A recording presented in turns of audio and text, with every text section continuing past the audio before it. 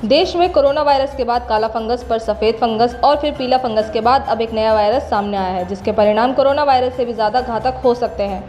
गाजियाबाद के doctor BP त्यागी ने जानकारी देते हुए बताया है कि गाजियाबाद में देश का पहला हर्पीज सिम्प्लेक्स वायरस पाया गया है, जो कि मरीजों के नाक में पाया गया है और ये बेहद खतरनाक है।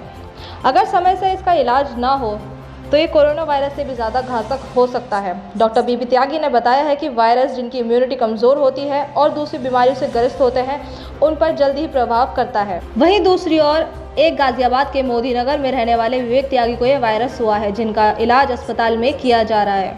इसका इलाज बेहद महंगा होता है, लेकिन ये देश का पहला केस है और दवाई भी हमारे पास हैं, इसलिए इनका इलाज संभव है। लेकिन लोगों को जागरूक होने की भी ज़रूरत है, क्योंकि कोरोना वायरस से जो ठीक हुए हैं उन लोगों को इस तरह की बीमारियों से दूर रहना होगा, और नहीं तो ये बीमारियां और भी ज़्यादा खतरनाक हो सकती हैं।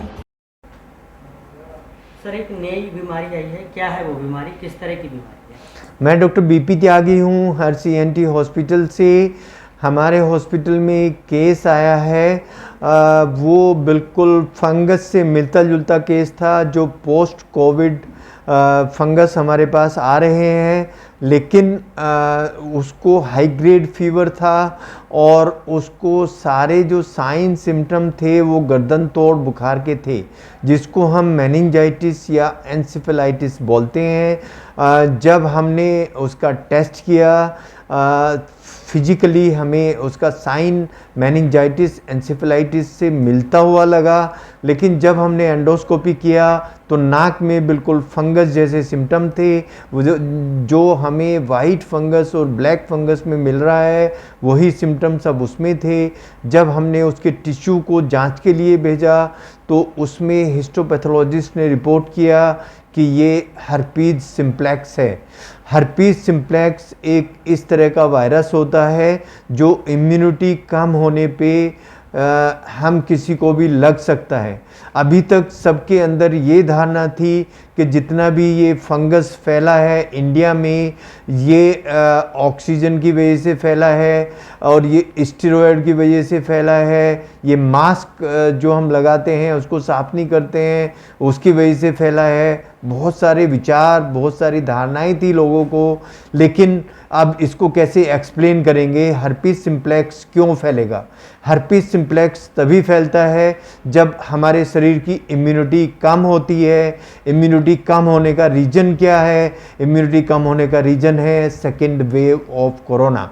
ये जो सेकेंड वेव आई है, इसने इम्यूनिटी हमारे शरीर का कम किया है, और जो हमारे डायबिटिक पेशेंट थे, जो पहले से इम्यूनो कम्प्रोमाइज पेशेंट थे, अब ये जो बीमारियां हैं तरह तरह की, फंगस, वायरस, ये इन सबको इफ़ेक्ट करने लगे हैं और सबको जकड़ने लगे हैं।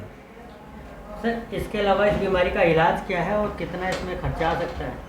इस बीमारी का इलाज एंटीवायरल ड्रग से होता है और एंटीबायोटिक से होता है। जो एंटीबायोटिक और एंटीवायरल ड्रग हैं वो काफ़ी महंगे हो सकते हैं, 20 से 25 हज़ार रुपये तक का उसमें खर्चा होता है। आईसीयू केयर की ज़रूरत होती है और उसमें इलाज करीब लंबा चलता है। लेकिन अगर कहीं इन्फेक्शन ब्रेन में होने के कारण वहाँ पस बन जाए या वहाँ कोई खून की सप्लाई कम हो जाए, तो उसको पूरी उम्र इस तरह के सिम्टम होते हैं कि वो जो अपनी सोशल लाइफ है पेशेंट ठीक से बिता नहीं पाता है। वो क्योंकि उसको ब्रेन स्ट्रोक हो सकता है, उसको ब्रेन अटैक हो सकता है और उसको इस तरह के काफ़ी सिम्टम हो सकते हैं, जैसे भूलने वाली बीमारी है या स्टिफ हो जाते हैं हाथ पैर। ये बहुत सारी बीमारियां होती हैं और ये क्योंकि मेनिंजाइटिस एन्सेफेलाइटिस से मिलती हुई बीमारी है, तो ये सिर्फ उन्हीं को होगी जिनकी इम्यूनिटी कम होगी।